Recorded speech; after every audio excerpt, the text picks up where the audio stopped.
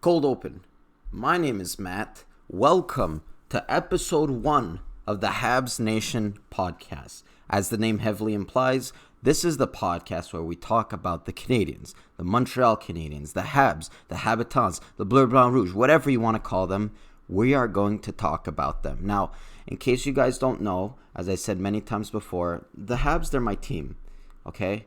I like to do this. I like to talk about them. Jake Link, my co-host, he isn't on this show because, he's not really that much of a Canadiens fan, so it's going to be unbearable to talk about the Canadiens for an hour plus. And also I like the team so much and I'm so interested in them. I'm pretty sure I can talk for like an hour about them without any interruption. But that being said, I don't know the times if this is a definite thing. But if there are people in the comments, if you want to write your comments, I can definitely answer them. If you guys want to call in on Skype, you can call in, we can have a conversation, we can talk about the Canadiens. Now, let me start off, since it's the first episode, let me start off by saying what type of show this is going to be, okay? What type of show is it? So, one thing that has always really personally annoyed me is, radio shows like TSN or whatever it may be, where it's like, now let's talk about the Canadiens, and in 5 minutes we're going to have this segment, and in 10 minutes we're going to talk about this segment, and here's the question of the day. Like, it's okay if you like that. I was never really into that, personally me. I wasn't into that stuff. What I really liked was the normal conversations, the conversations you would have in a bar with a buddy, talking about hockey. And whether you like it or not, when you're in the bar with a buddy, your language is different than when you're on TSN. When you're in the bar with a buddy, you might swear. That's different than when you're on TSN. I'm not good enough to be TSN, but I can speak to you guys honestly and frankly, like we're having a nice conversation, and that's what I want to do. I'm going to have a nice conversation. Bar talk, that's what I should call it. This is going to be bar talk. And people in bars don't talk like, well, in 5 minutes we're going to talk about the rookie and it's no. I don't know if you guys can see this. This is a receipt for bread. This is a receipt for bread. Behind it, I wrote my notes. I have 4 bullet points. These are the points I'm going to talk about today. And that's all I have for notes. Because I don't want it to be some like segmented thing. For me, I'm not as organized as a person. I'm not really an organized person, so it's kind of less interesting for me. So I really wanted it to be a normal conversation. Okay, I beat the nail on the head. Second thing, the times. This is not a definitive thing. I put it Sunday at 10 because personally, that's my only open slot. That's my only open slot, so it might change. There's some people that might tell me, hey, listen, I can't do it this time. Can we move it to this time? And that's completely fine. The show is going to evolve. The show is definitely going to evolve. Like what you guys see now, the backgrounds, the maybe even the title, whatever you see, it might change. So I'm going to change. The show's going to change. Hopefully you guys can stay there and be on the ride with me. Why don't we dive in, okay? Why don't we talk about the Canadiens? I'm a little emotional. I am. I don't know if you guys saw the game yesterday. The game with New Jersey Devils. So right before the game starts, I tell my friend, I say, New Jersey, they suck as a team. They're not good. They're garbage. They're poo-poo caca. They're not a good team. And I told my friend this is going to be a trap game because the Montreal Canadiens, for whatever which reason, they play bad against bad teams, but they play good against good teams. Just look at the Washington Capitals. That was one of their best games of the year, which I will get to later because that game frustrated me too. But there was a lot of frustrations to be had in this New Jersey game. Now, let's start off by saying the game starts. I made a vow that I'm never going to watch Sportsnet again. I made a vow that after what they did to Don, my idol, I was never going to watch Sportsnet again. That shows how little true I am to my word because last night I ended up watching it on Sportsnet, not because I wanted to, just because I didn't have a choice. The other option I think was MSG, and they just don't know anything about hockey. You know, someone will throw a very clean hit and they'd be like, oh, that was interference. No. So I almost had to put it on Sportsnet. I was forced to. The game starts. The shots are disproportionately in New Jersey's favor. I think after the first period, they almost had 20 shots, and the Montreal Canadiens had half of that. if even that. The shots were really disproportionate. Now, you guys listening out there, let me just tell you something. Shots are not a good indicator of how well a team is playing. Because if you looked at the quality of those shots, if you looked at the quality of them, a lot of them were coming from far away. A lot of them were coming to the outside. So it builds up that number. But is there really any threat? Not really. So I don't know why those dumbasses at Sportsnet, Gary Galley, and I forget the other guy, when they're like, Montreal needs to get their shit together. They're not playing well. The shots are the double for New Jersey. Dude, shut the fuck up. Who cares if it's double? They're all coming from the outside. I rather 5 shots from the slot that are extremely that are extremely dangerous, than 10 shots from way out there that Pacioretty used to do. Okay, so that's the first thing that annoyed me. That's the first thing that put me in a bad mood. So the game goes on. Petrie makes a nice shot. It goes in. At first glance, I thought it was Petrie's goal. Then, after I looked at it again, I saw it was Gallagher. Now, 2 things there. Gallagher, he's a goal scorer. He's absolutely a goal scorer. He's going to score 30-plus goals a year. He's a goal scorer. Now, is he like Ovechkin, where he's going to score his goals off a wicked one-timer? Or is he going to like a wicked wrist shot or anything like that? No, he's not that type of goal scorer. What he's going to do is that he's going to come, he's going to tip it, he's going to get what they call garbage goals, and that's how he makes up his goals. Is it a bad thing? No, not at all. I love it. He gets his garbage goals, and I love him for it. Secondly, Petrie. Jeff Petrie, the play he made, the heads-up play to see Gallagher right in the slot and be able to do a shot that's not hard enough that he won't be able to tip it, but it's precise enough that it hits his stick and ends up going top corner. Beautiful play there. It was a beautiful play. And it was 1-0. I was in a great mood. All right. Another thing that annoyed me during last night's game, though, if I were to continue. One thing the Canadiens have a problem with this year, for whatever which reason, is ending periods. They can't end periods. We see it all the time. They're getting scored in the last seconds of the game. This is frustrating. Because I don't think it's a coincidence. I don't think it's bad luck. I think it's the people, the players, they're taking their foot off the gas pedal. They're probably thinking like, okay, 5 seconds left in the period. I don't have to work. And that's what happens. And that's really frustrating. And I put some of the blames on the players.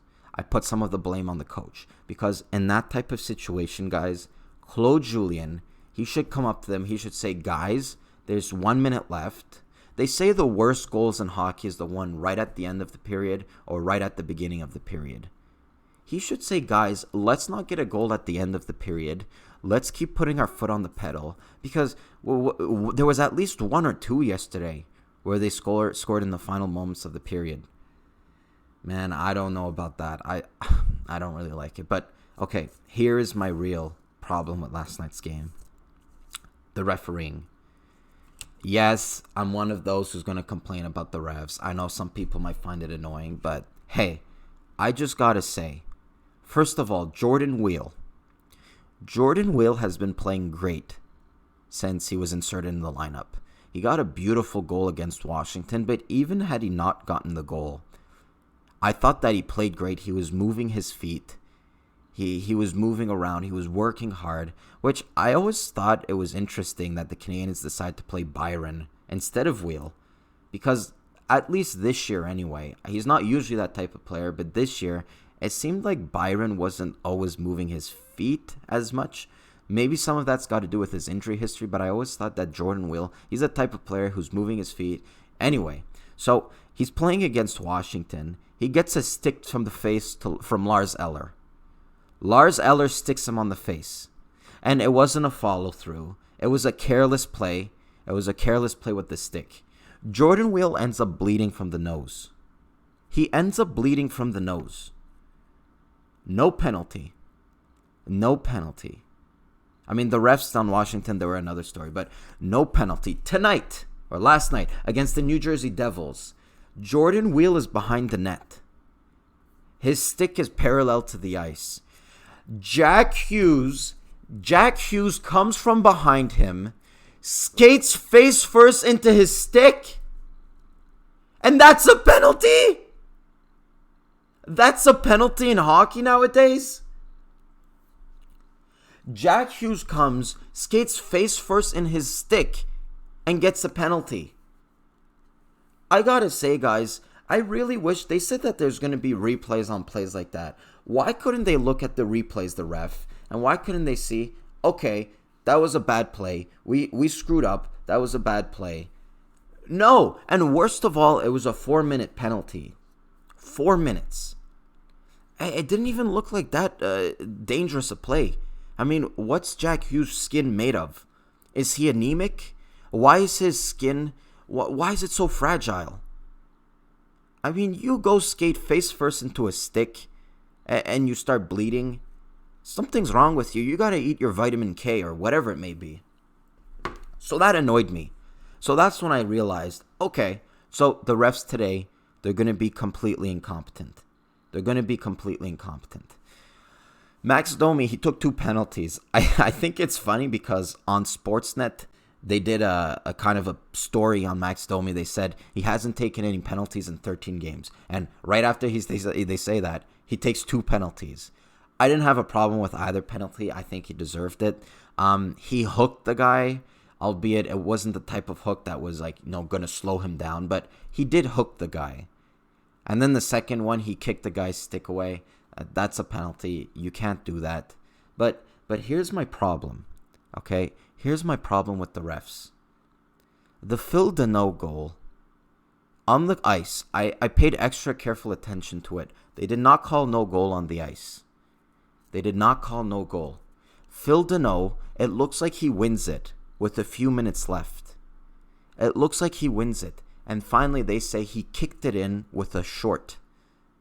He used his shorts to kick it in. JS Ferrier's in the chat. JS, why didn't they play their $10 million donkey of a goalie last night? I'll tell you why they didn't play their $10 million goalie, but let me just finish this thought, and then I'll answer your question, because it is a really good question, JS. So, they screw the Canadiens by taking away that goal with 30 seconds left. You would think that it would be even by then. But then in overtime, Phil Deneau gets a hooking penalty.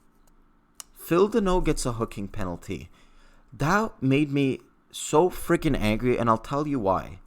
Was it a penalty? Maybe. But the thing is, it's a penalty in the first minutes of the first period. 99.9% of the time, the referees are not calling that a penalty in overtime. It's too precious of a situation. That did not merit a penalty. And guys, if you look nowadays in the NHL, there's a trend. When a player feels a stick here, when they feel a stick in their mid-region, what they will do is that they'll grab their arm down on it and they'll hold on to the stick. So it makes it look like the player's hooking him, when in actuality, it's you holding the player's stick. And that's what happened to Phil Deneau. Not only did he get screwed, getting the goal waved off. Okay, I need to look at the rule, by the way. What is a kick? What is a kicking motion? Because if a player gets a shot off his shorts and it goes in, that's a goal. So I'm assuming they took the goal away because they said it was a kick. That's a kick? For me, a kick is with a foot. Kickball. You kick a ball with your foot. How does someone kick a ball with their shorts? Anyway, so JS, your goalie, why didn't they pay their $10 million goalie? So one thing I will tell you, one thing that NHL teams are starting to crack down on, one thing they're starting to realize is that goalies, it's not like before where they can play 65, 70 games. No, they're starting to realize that sometimes with goalies, they get to the point in the season where they play too many games and they burn out. So I didn't really have a problem with Carey Price not playing because I don't want him to play too many games and burn out. December is a horrible month for the Canadiens. December is a horrible month. If they were to play him back-to-back, I think December is the time to do it, not November. December is the time to do it. Because one prime example I could give you, Frederik Andersen. You look at when seasons start, maybe not this season, that's a little bit of an aberration, but you look at when seasons start, he's a prime goalie. He's great, okay? But what happens is that they rely on him too heavily. Look at his backup this year as Mike Hutchinson. And yesterday they had a guy, Kukuwachawa, I can't even say his name. He let in 6 goals. They have no choice but to rely on Frederik Andersen, which is good in the short term. But in the long term, by the end of the season and by the playoffs, Frederik Andersen gets burnt out. His best play is rarely in the playoffs because he is burnt out by them. So one thing we have to be careful with Carey Price, who, by the way, has a history of injuries. He has a history of chronic fatigue. You have to be careful saying you want to play him too much. And I know it's tempting.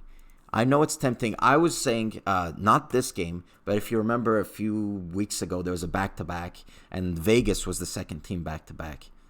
I was saying, I don't care. We need points. These points accumulate. Let's play Carey Price back-to-back. He's an athlete. He'll take it. And by the way, the fact that Carey Price isn't playing back-to-back, it's nothing to do with him, okay? If it were up to him, he'd play all 82 games. That's just how Carey Price is. This is the management doing it, and I don't disagree with him because if you were to play Carey Price 82 games, you would probably be great in the regular season.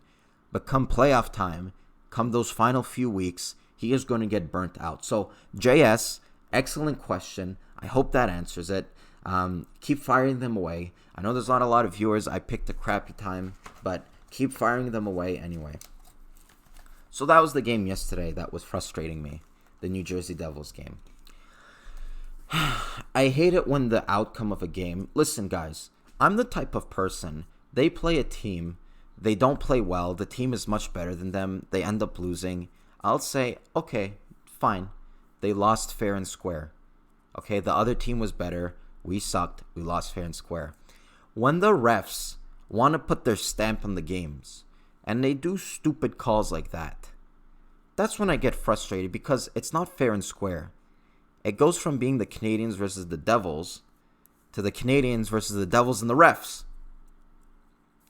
Speaking about shitty refs that don't have a brain and are obviously the product of incest, did you guys see the game against Washington? So I'm watching the Washington Capitals games, and I said it to my friend. I said, this is one of the worst refereed game I've ever seen in my life. Let's start off with the big point here. The big point. The Ovechkin hit on Drouin.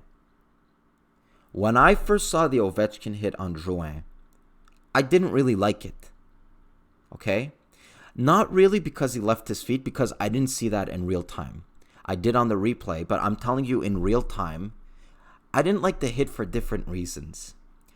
Do you guys know what's the objective of a hit? Why do hits exist in hockey? I'll tell you. Hits exist in hockey because you want to separate the man from the puck.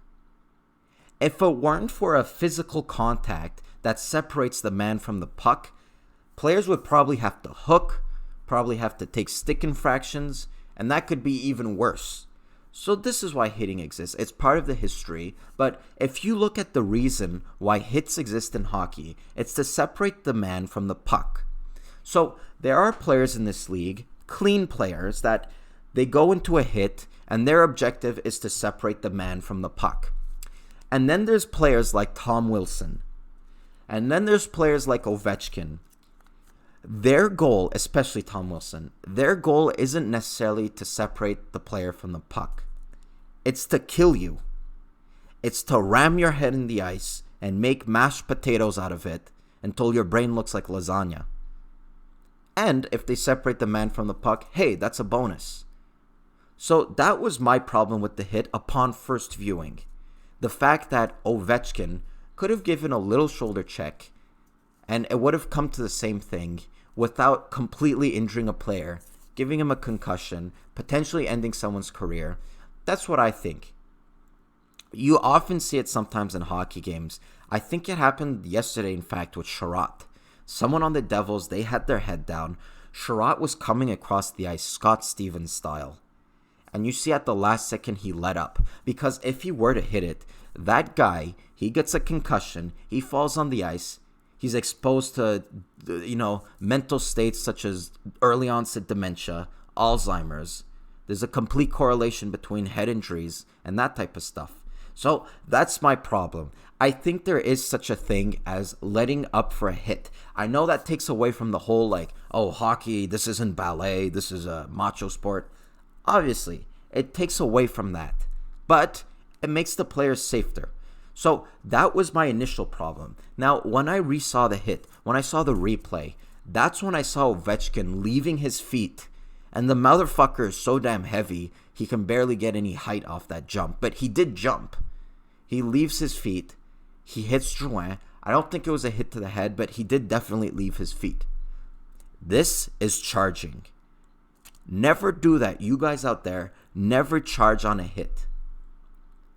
And you know what's also funny? I finished, before that game, I was looking at clips of Zack Kassian.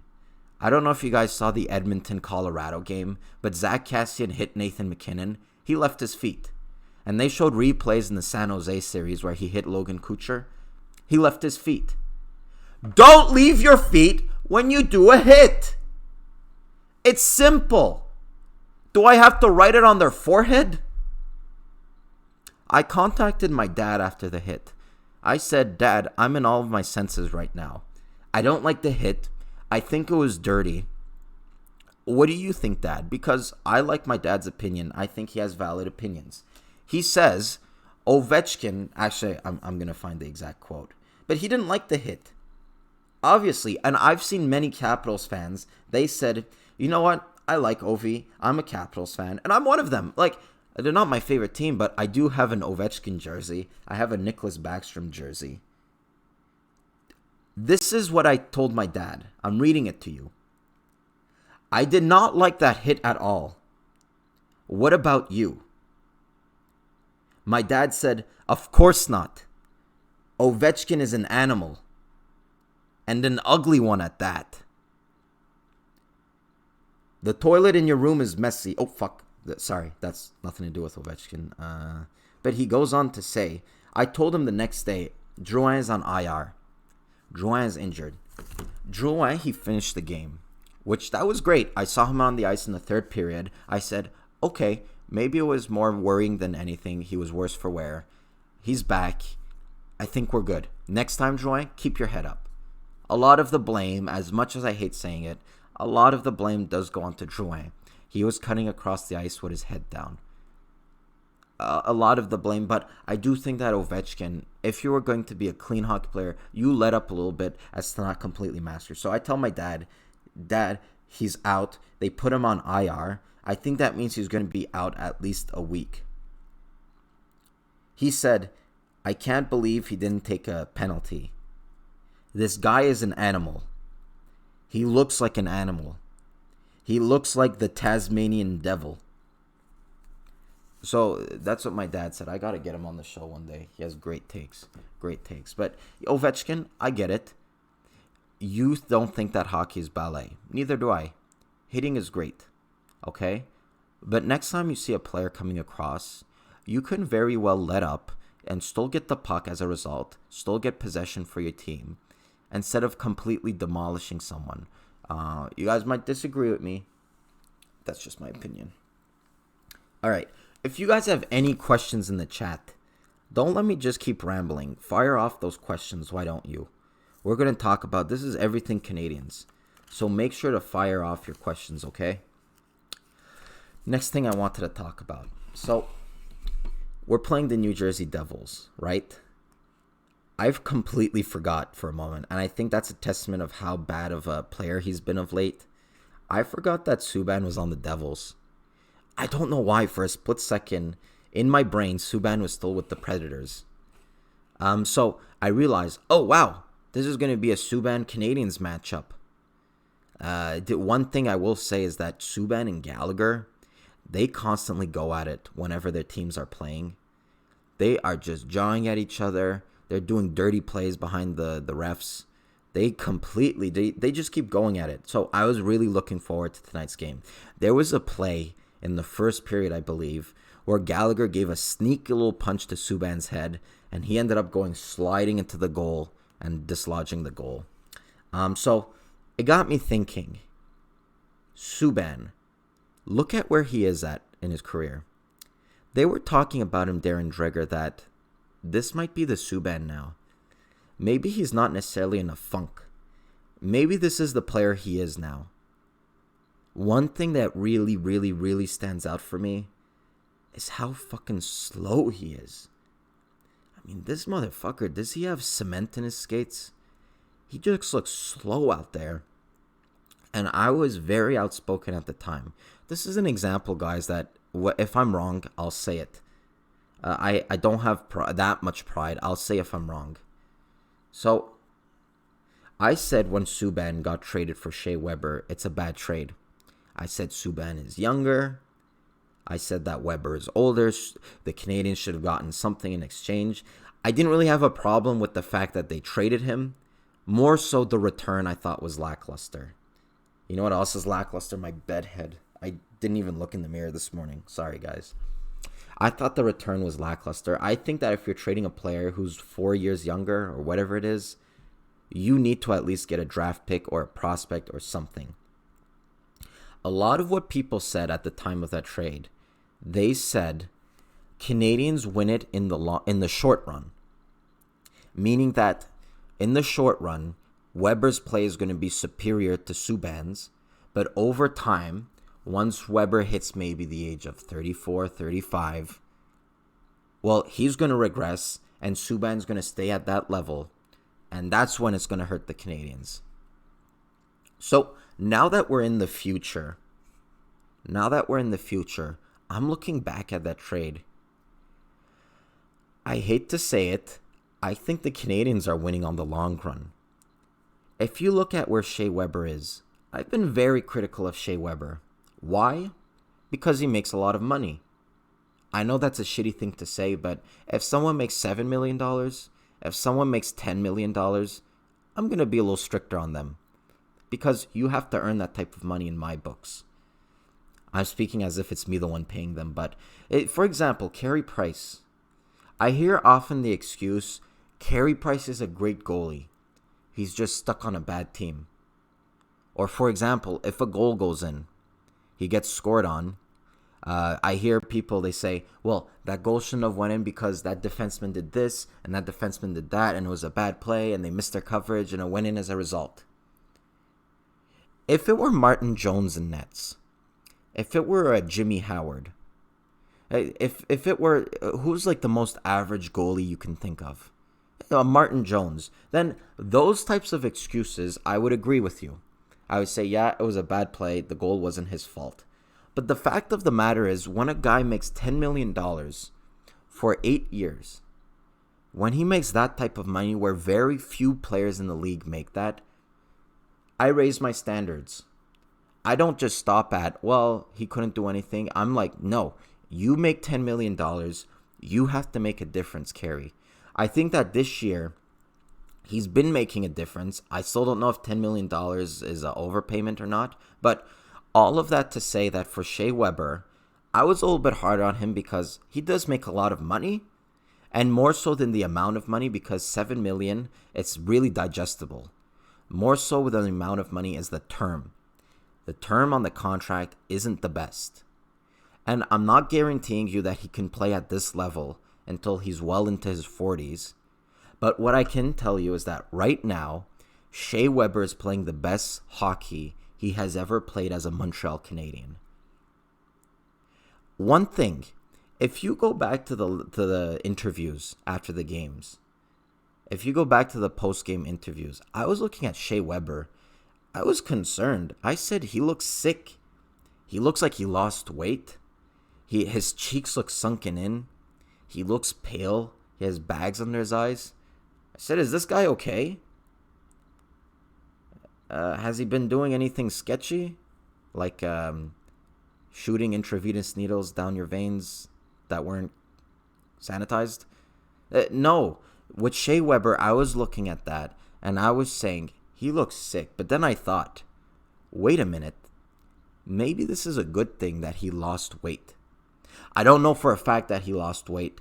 I'm telling you that I'm looking at his face and he looks slimmer. Maybe it's because he doesn't have a beard. But one thing I will say, on the ice, he's never going to be agile. He's never going to skate like Matt Barzal. He's never going to get to that point. But he does look a little lighter on his feet. He does look a little bit more agile. As much as Shea Weber can be agile, but he does look a little bit more agile. And I can tell you that the hockey he's been playing, it's some of the best hockey I've ever seen him play as a Montreal Canadien. Which is funny because he started off the year, I wasn't that big a fan. One of the criticisms I had for him is that you're known for the power play. You're known for your booming shot. Why does your shot always get blocked? It seems to never be making its way towards the net. There was that one play. Who was that poor player? Ekman X? Eriksson Ekman X? I mean, he blocked the shot 3 times. Holy moly. I mean, give credit to Ekman. He blocked 3 of those shots, and those aren't soft shots. It's not a Matt Kassar shooting. It's Shea Weber. But on the flip side, what a good power play quarterback does. They find the seam. They find a lane to shoot. They get it on the nets. Pucks on net.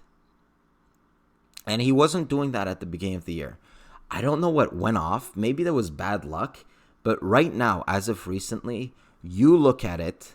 You look at his shots. They're going on net. I was looking at the Samsonov goal. The goal he scored on Samsonov. That motherfucker ducked. He ducked. It made me think Henrik Lundqvist was one of the best goalies ever in the NHL. He'll probably go into the Hall of Fame even though he's never going to win a cup, which isn't impossible. But one thing about Henrik Lundqvist, he was notorious for when the puck comes up, he'll put his face in the puck. He'll stop it with his face. So when Shea Weber shoots it on Samsonov and he ducks, all I can think of, he's a reverse Lundqvist. He completely got scared. And bruh, if I were in nets, I would duck too. I wouldn't just duck. I would run out of the net like a headless chicken. Because that thing, you get in your face, I don't see a scenario where you live. If you didn't have a mask, granted. I don't see a scenario where that goes in your head. It goes through your brain. The last thing you see is rubber. So that was an amazing shot. But more importantly, he found a lane. He got on net. And that was not an easy angle to score at. That was Ovechkin-like. How about the way the team responded to that dirty hit? They didn't like it. I'm going to sound like a jackass here, okay? I only have 2 viewers. After what I'm saying, you guys are going to get so angry. You're probably going to want to shut off the stream and then find my home and hit me in the face with a frying pan. But I said after the Ovechkin hit, we don't necessarily have, except for maybe Weber, maybe Chiarot, we don't have the size on our team to go and send a message to Ovechkin. The guy showed it. He can drop the gloves. And he dropped Svechnikov like a motherfucker. We don't have anyone on our team that can do that. And that poor little Gallagher, he went after him. And for a minute there, I thought they were going to fight. I said, Gallagher, please do not do this. I don't want to see what happened to Svechnikov happen to you. But all of that to say, we don't have the size. We don't have the strength to go and hit Ovechkin like he did Drouin. You can't hit Ovechkin. The guy's made of cement. He's 6'3". He's 240 pounds. You're not moving that. So this is the part that might be controversial. I said, if you can't move him, he did a dirty hit to you. Go to one of their star players, that little bitch Kuznetsov. Once he's done snorting cocaine, why don't you go to Kuznetsov, send him a message? He's not as heavy as Ovechkin. No. And I like what Paulie Byron did. There's a reason he has an A on his chest. He comes from behind. They hit the skates. Ovechkin falls over. Ovechkin was not happy. I was speaking about Shea Weber, but somehow I'm back on this topic because it angers me. Ovechkin was not happy about that, visibly. But at the same time, if you want to pass a message to Ovechkin, Paul Byron can't hit Ovechkin. He's going to get demolished. That's pretty much the only way to do it. And hey, Ovechkin, I'm sorry, if you don't like it, don't do any dirty hits in the first play. You launch yourself. I hope that this is the funny thing this is the thing that frustrates me when I watch NHL hockey. The refs, the minute they get a stick in their mid-region, a little stick, penalty. The minute they do the tiniest of a hold, you put your arm out for a split second, penalty. Stuff like that. They're always so ready to call a penalty. Why not call a penalty when players are launching in the air like a fucking fighter jet and injuring players? You would think the automatic penalty would be on that instead of the hooking. If a player has one hand on the stick and hooks a player for a split second, if you're going to call that a penalty, fine. But you should be calling the other shit a penalty too. You should. One name I did bring up. I did bring up the name of Ben Chiarot. Or Chariot. However you might say it. When Ben Chiarot came to the Canadiens, I didn't know much about him. I did watch a lot of Winnipeg games, but I didn't notice him. Which, I say that in a really complimentary way. If a defenseman isn't being noticed, more likely than not, he's not doing any mistakes, he's doing his job. So, when Ben Chiarot comes to the Canadiens, I don't know all that much about him. I heard that on some nights, playing with Justin Byfuglien, he was the one making Byfuglien look good. Which isn't all that hard. With all due respect to Dustin Byfuglien, I think he's a great player, but he does have a tendency to overcommit on the offense. He does have the tendency to, have lackluster defense. Ben Chiarot was kind of the one that patched it all up. So when he first came, I was excited. I really was. He starts off the year with the Canadiens. It wasn't all that great, to be honest. And in my head, I'm saying, holy moly, we're going to get into another Karl Alzner situation. This is a Karl Alzner part 2. I said to myself, this is going to be potentially a bad contract. Now, one thing about Karl Alzner, when he first came, he said, I'm learning to play into a new system. And I believed him. I said, okay, guys, he's learning to play into a new system. Give him the chance. He's going to play well in a few months. That never happened. And today he plays in Laval, and he makes a lot of money playing in Laval. Ben Chiarot was the opposite of that. He said, he didn't even come out and say it. I'm telling you guys, he took time to learn the system of the Canadiens. And right now, he is playing his best hockey as a Montreal Canadiens. I'd be remiss to say that he's not playing the best hockey in his entire career. Ben Chiarot has been great. I was upset when we lost Jordie Benn. I think he was a very serviceable top pairing defenseman. I was upset when we lost him. I'm a fan of those Ben boys. But if you look at Chiarot right now, who ironically wears the same number as Jordie Benn, he's been nothing but an upgrade on Jordie Benn. He's a more fleet of foot. He's got more intelligence. And I think, although his statistics in the past might say otherwise, I think that he can contribute a little bit more offensively than Jordie Benn can. We got a question. Joe Lavaltrie says, about Ovi's hit, tugs. We Habs don't need that. We are hockey and win by hockey. Just remember when we beat the Broad Street Bullies. That's true, Joe. You have a great point. But let me tell you this, Mr. Lavaltrie. Let me tell you this. If you're playing in a 7-game series with Washington, we beat them the other night. Do you think that we're going to beat them in a 7-game series? No, we're going to get massacred. They play hard. They play dirty. If we don't find a way to play dirty with them, if we don't get bigger, that's going to be a problem, in my opinion. It's going to be a problem. Because one thing that makes the Capitals so good, and it's often a debate in hockey, they say, well, you need a really big team or you need a really fast team. I don't think that one is necessarily better than the other. It depends on how big you are and how skilled you are. But not one style is necessarily better than the other. If you look at why the Blues won, not only are they big, not only can they hurt you, they're fast. And that's what makes them dangerous, because it's the best of both worlds. Why did the Washington Capitals win the Cup in 2017? Not only 2018, I believe. Not only are they big, not only are they dirty, they're fast.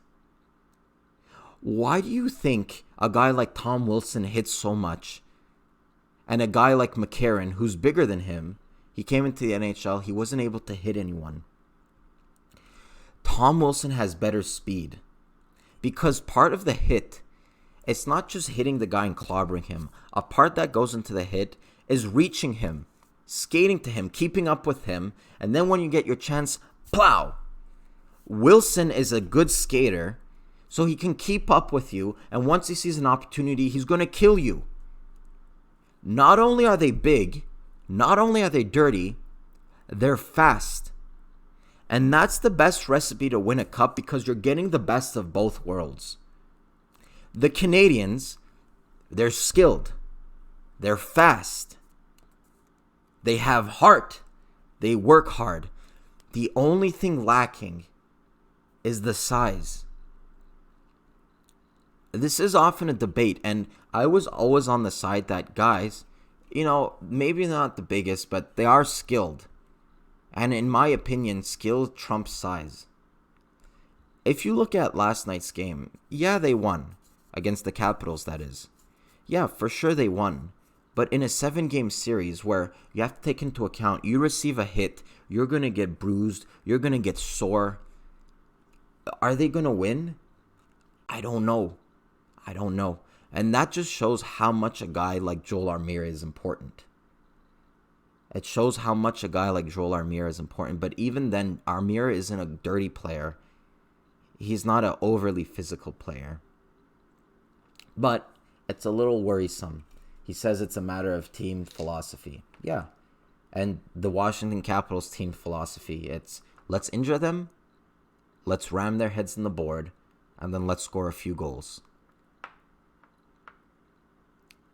It must be great to be Evgeny Kuznetsov. And not just because of all of the cocaine thing. He's playing on a line with Ovechkin, and most of the times Tom Wilson. He must feel invincible. He could go up to Jeff Petrie, remove his glove, and slap him across the face. Nothing's going to come of it, because he's playing on a line with Tom Wilson and Alex Ovechkin. And when you're playing on a line with those guys, your ball sack grows. You gain in ball sack mass.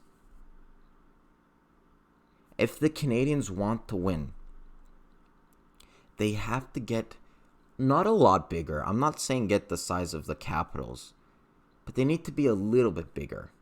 They do.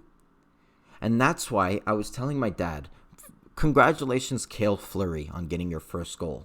But other than the first goal, do you know how important Cale Fleury is going to be on this team? Do you know how important he is? Because he's the type of player, when the game against Washington got chippy, he didn't let himself get intimidated because he's a bigger kid. They throw the body, he can throw the body. He doesn't let himself get intimidated, and that's important for the Canadiens because there's not many players that can do that.